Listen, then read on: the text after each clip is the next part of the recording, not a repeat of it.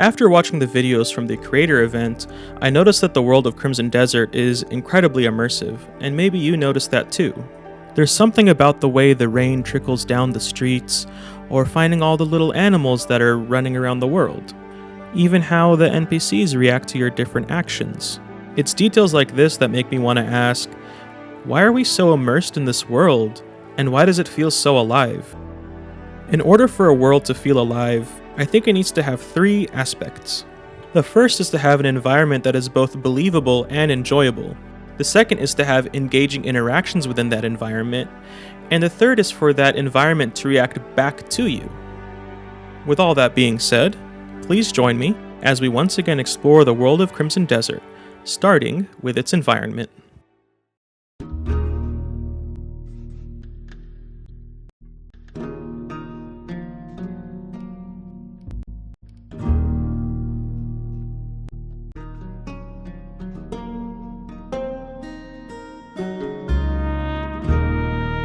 Crimson Desert's world is immersive not just because it's beautiful, but also because it acts in the way you expect it to act.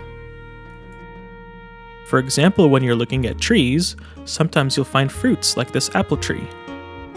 And when you're picking from the pumpkin patch, some of the pumpkins are not ripe yet. If you swing your sword around in the middle of a field, you'll cut down the grass and the flowers, and the pieces that you cut will flow in the wind. You'll also scare away the little animals and critters that are hiding in the field. Insects and creatures will respond realistically. These dragonflies will fly away if you get too close, and these birds will do the same. Small creatures will also run away from you, and there's even smaller ones that you may or may not have noticed. There's even little crabs by the riverside.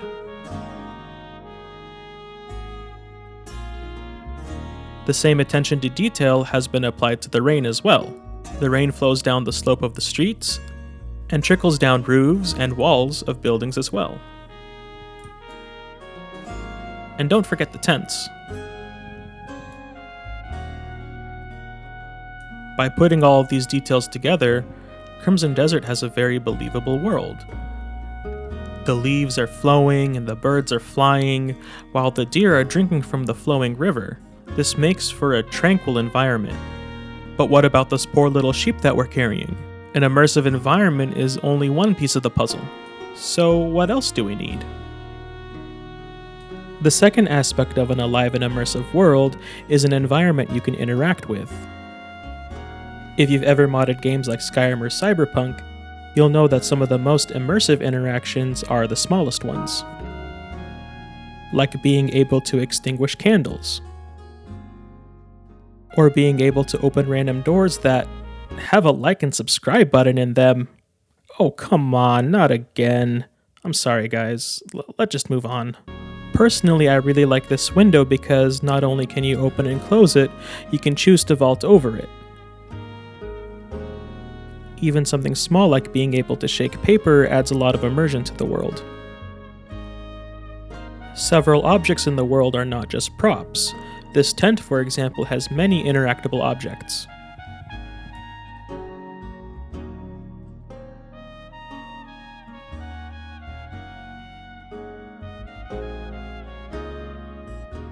You can pick up anything from logs to even cats. Mayor Maurice Weber, who is the owner of this clip, picked up this cat and decided to hold on to it for about 10 minutes. He did this whole section of the quest while holding the cat. And speaking of picking up animals... You can pick up critters, so it's part of the fun of the game, okay? Let me tell you something! I like when games give you the freedom. Throwing bunny rabbits up the Hi. It's these kinds of interactions that make me excited for Crimson Desert, and it's another aspect of how this world is so alive and immersive. Of course, there's more examples I can share with you, but I want to save it for the next section. To have a world that feels alive, we know that you need an enjoyable environment and ways to interact with that environment. But the final aspect is that we need the environment to respond back to what we're doing. Right now you're watching a horse running around and jumping over fences, but what happens if you mess up and run over the fences, destroying them? Well, that fence belongs to someone, so it's considered vandalism. If you look at this from a medieval perspective, Tea with Mandy is destroying someone's entire food stock for the winter. It makes sense for this action to be punished. But the world of Crimson Desert doesn't just respond by giving you game systems like punishing crimes, it adds another layer by having NPCs react to your actions. When Luality threatens this NPC, he falls over and the guards look at you suspiciously and get defensive.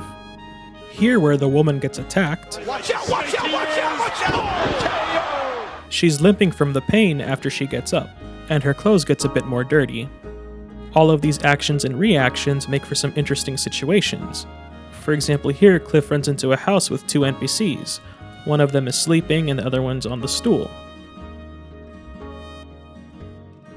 Cliff picks up some sort of wooden bucket and throws it at one of them, and, well, he dies. And the other guy is gone and runs away. Because of this, Cliff can now sleep on the bed. One of my favorite reactions is being able to jump scare the NPCs by jumping in front of them.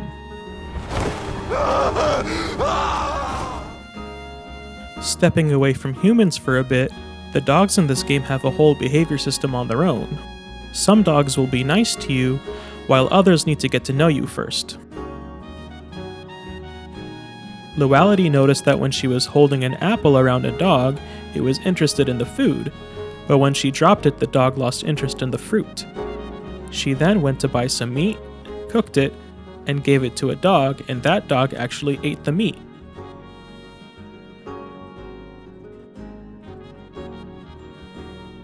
Dogs also growl at you if you bump into them.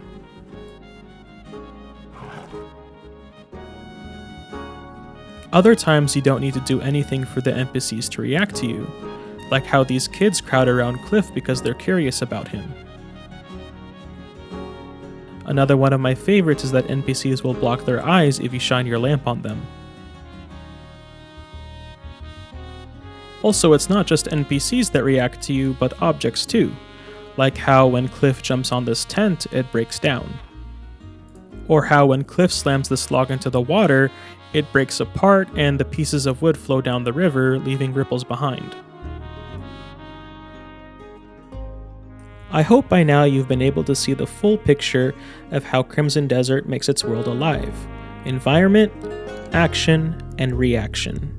So when the game comes out, I'm sure you'll have a lot of fun experimenting with Crimson Desert. Thank you for watching. I'm Super Warrior. I'll see you in the next one.